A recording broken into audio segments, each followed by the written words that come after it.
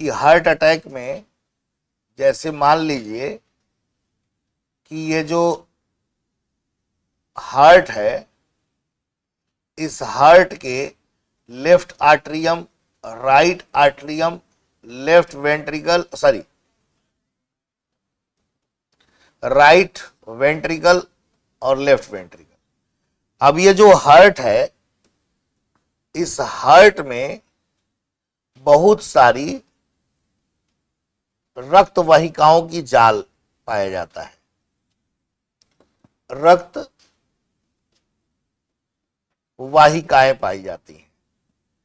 ये जो blood capillaries या ब्लड वेसल्स कहा जाए, तो जब इन ब्लड वेसल्स में ब्लॉकेज हो, तो ब्लॉकेज होता है तो क्या होता है, ये वाहिकाएं जो होती हैं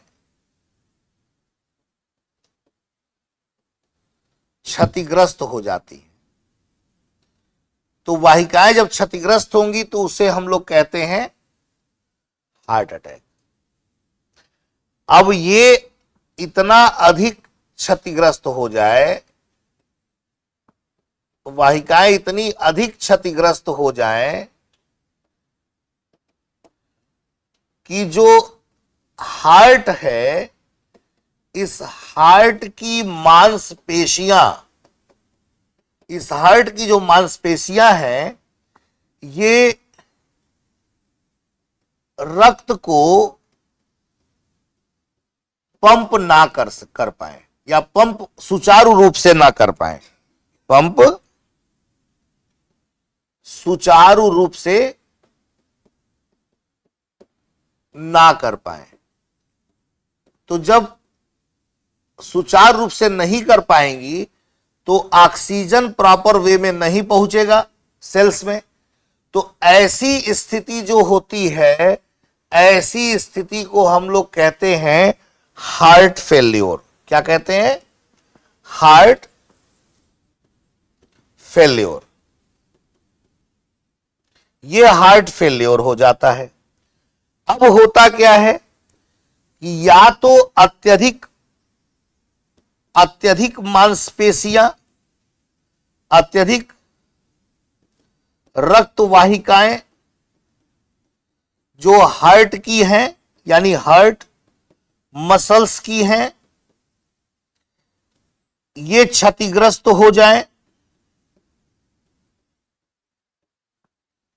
या जो हमारा एसए नोड है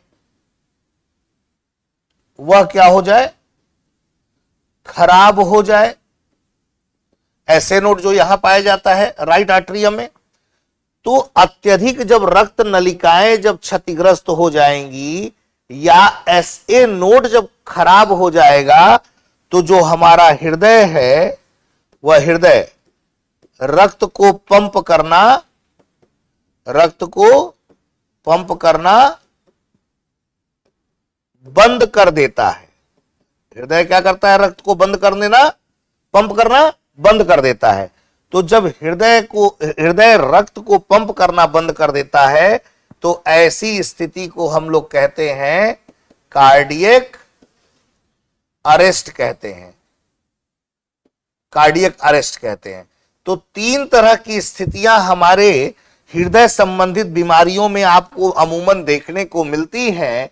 एक होता है जिसे हार्ट अटैक कहा जाता है, जिसमें हृदय की रक्त वाहिकाएं रक्त को ले जाने में सक्षम नहीं होती है। कहा जाए रक्त को ले जा रही हैं तो अवरोध बीच बीच में उत्पन्न हो रहा है, ब्लॉकेज देखने को मिल रहा है, जिससे हृदय सही तरीके से कार्य नहीं कर पाता। तो ऐसी स्थिति को हार्ट अटैक कहते हैं। और जब हृदय की मांसपेशियों की रक्त वाहिकाएं अत्यधिक क्षतिग्रस्त हो जाएं, इतनी क्षतिग्रस्त हो जाएं कि रक्त को पंप करना सुचारू रूप से ना कर पाए, यानी रक्त जो पंप कर रहे हैं वो नियंत्रित रूप से ना कर पाए, कभी ज्यादा हो जाए, कभी कम हो जाए, कभी ज्यादा हो जाए, कभी कम हो जाए। इस तरह की स्थिति जब उत्पन्न होती है तो उसे हार्ट फेल्योर कहते हैं। इसमें ऑक्सीजन प्रॉपर वे में बॉडी को नहीं मिल पाता है, यह हार्ट फेल्योर हो गया।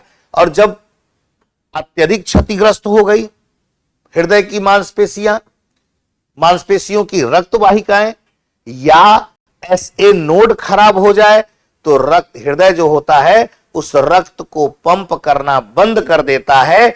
उस स्थिति को कार्डियक अरेस्ट कहते हैं। अभी वर्तमान समय में ज्यादातर जो घटनाएं देखने को मिल रही हैं वो कार्डियक अरेस्ट की ही घटनाएं देखने को मिल रही हैं। अब ये समस्याएं जब आपने देख लिया, हार्ट अटैक, हार्ट फेलियर और कार्डियक अरेस्ट, तो डॉक्टर के पास हम जाते हैं तो डॉक्टर क्या कहता है कि भैया ऐसा है, सबसे पहले इनकी एंजियोग्राफी करानी पड़ेगी। क्या कराना पड़ेगा? एंजियोग्राफी। एंजियोग्राफी करानी पड़ेगी। तो एंजियोग्राफी जब कराने के लिए आप जाते हैं तो एंजियोग्राफी एक ऐसी स्थिति होती है जिसमें डॉक्टर ये जांच करता है कि हृदय की मांसपेशियों में जो रक्त वाहिकाएं हैं, ये जो रक्त वाहिकाएं हैं, इन रक्त वाहिकाओं में कितना ब्लॉकेज है, ब्लॉकेज है या नहीं है, पूछा। उसमें पता लगाएगा कि ये ब्लॉकेज है। पहले तो ये जानकारी पता करेगा कि ये ब्लॉकेज है कि नहीं है, ब्लॉकेज है कि नहीं है। तो ब्लॉकेज का पता चल गया। अब ब्लॉकेज का पता चल गया तो कितनी मात्रा में ब्लॉकेज है, तो ब्लॉकेज है या नहीं इसका पता लगाया जाता है। और पता चल गया तो कितनी मात्रा में ये ब्लॉकेज है इसका पता लगाया जाता है। ये ब्लॉकेज क्या कर रहा है? आंख से आपको दिखाई दे रहा है कि ये ब्लॉकेज जो है इस रक्त प्रवाह को क्या कर रहा है? अवरुद्ध कर रहा है। इस रक्त प्रवाह को अवरुद्ध कर रहा है।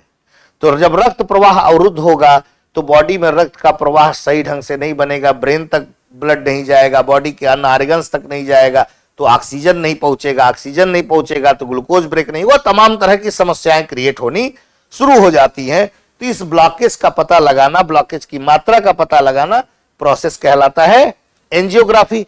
अब डॉक्टर को पता चल गया कि भैया ब्लॉकेज है।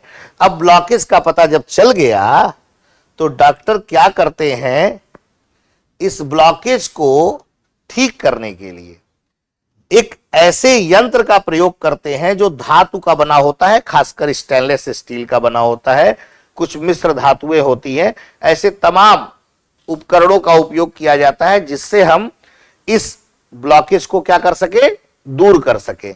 तो ये डॉक्टर्स करते क्या हैं? इन रक्त नलिकाओं में एक स्टेंट डालते हैं। रक्त नलिकाओं में क्या डाल दिए? स्टेंट डाल दिए। तो इससे होता क्या है? स्टेंट डालने से ये जो रक्त नलिका है ये फैल गई। ये रक्त नलिका क्या हो गई? फैल गई। अब ये स्टेंट इसमें पड़ गया है, ये स्टेंट इसमें पड़ गया है, ये स्टेंट डाल दिया इन्होंने। ये स्टेनलेस स्टील यानी धातुओं का बना होता है। अब ये स्टेंट डाल दिया जाता है तो इसके अंदर जो ब्लॉकेज जो था, ये स्टेंट डालने से इसके ब्लॉकेज को दूर करने के लिए डाला जाता है ताकि रक्त प्रवाह सुचारू रूप से बना रहे। तो ये रक्त प्रवाह सुचारू रूप से बन जाता है, इसमें डाइल्यूट हो जाता है। तो होता क्या है कि ये स्टेंट डालने से ये रक्त वाहिकाएं जो हैं ये फैल जाती हैं, ये फैल जाती हैं और जिससे क्या होता है कि रक्त का प्रवाह सुचारू रूप से होने लगता है। तो डॉक्टर जो ये प्रक्रिया स्टेंट डालकर जो करते हैं, इस प्रोसेस को कहा जाता है एंजियोप्लास्टी। क्या कहते हैं बेटा? एंजियोप्लास्टी कहते हैं। सबसे पहले डॉक्टर ने क्या कराया?